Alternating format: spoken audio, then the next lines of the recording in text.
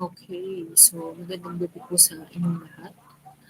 Naku, 'di ba dahil sa mga pangyayari ngayon sa ating bansa, hindi ko mapigilan, na, hindi magpahayag ng aking saloobin sa mga nangyayari po ngayon na sobrang nakakalungkot, 'di ba?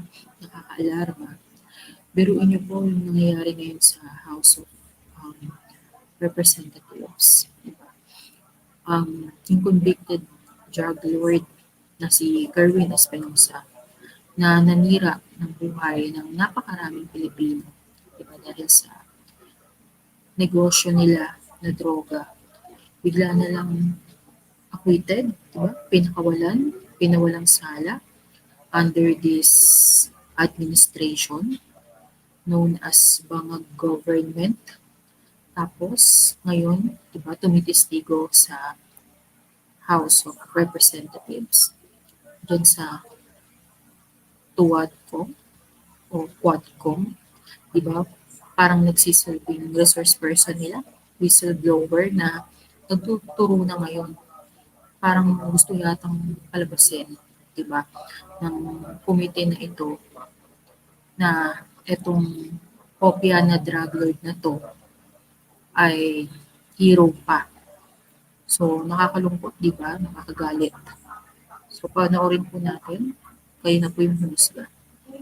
Kung tama ba yung ginagawa nitong Tuwadcom, Quadcom. Ito po. Na nasa likod ng pagpatay sa kanyang ama na si dating Albuera Leyte Mayor Rolando Espinosa. So dito po ang tinuturo niya na nagpapatay sa kanyang ama ay walang iba kundi si former President Rodrigo Duterte sa utos daw ni Pangulong Duterte, di ba? Napatay ang kanyang ama na napakabait at wala daw sala. Sige, tuloy natin. Emosyonal si Espinosa habang binabalikan kung paanong binaril ang kanyang ama na nanlaban umano kahit nakakulong na sa Baybay City Provincial Jail. Sinabi rin ni Espinosa na tinakot siya ni dating PNP Chief at ngayon Senador Bato de la Rosa para idawit si dating Senadora Laila de Lima sa drug trade. Naniniwala si Espinosa na si Duterte ang nag-utos na idiin si de Lima. Itinanggi ni Yan nanggaling na kay Espinosa. Naniniwala lang siya. Wala siyang first-hand knowledge kung si Pangulong Duterte ba talaga yung nagdiin kay Laila de Lima.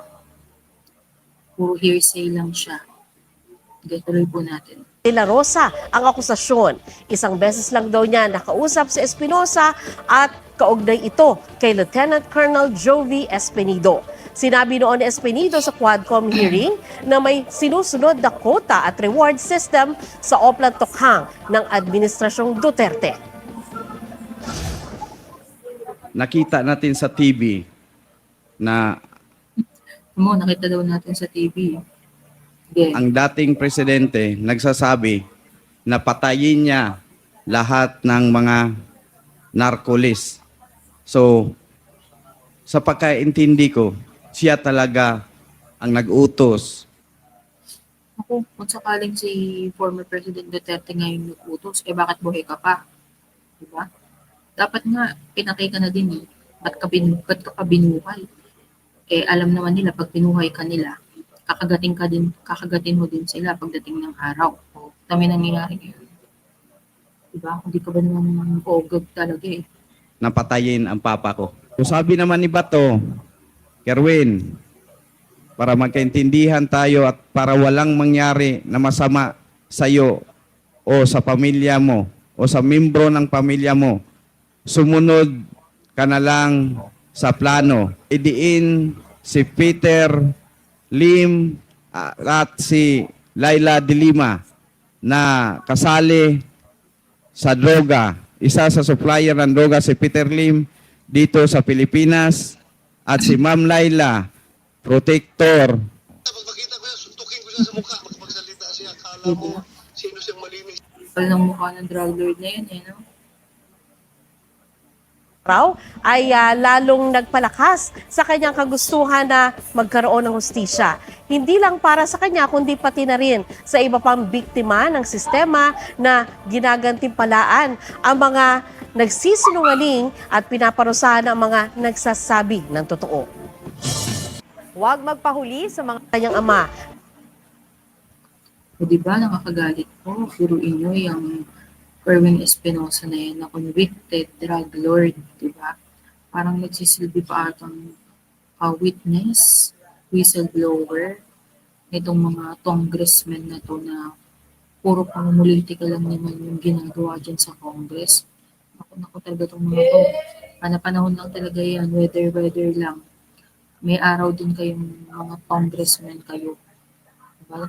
Lalo yung sino ba yung nandyan? Si Paduano, yung si Abante na bishop daw, pastor. Nakita nyo ba yung itsura, di ba? Diyos ko, mukhang demonyo, ginagamit pa ang Diyos para makapanloko ng mga tao. Naku, huwag kang mag-alala, Representative Abante, dahil mawawala ka na sa pwesto next year, mapapalitan ka na ng mga in-endorse ni Yorme. Yun lang po. Sige po. Sa susunod po ulit.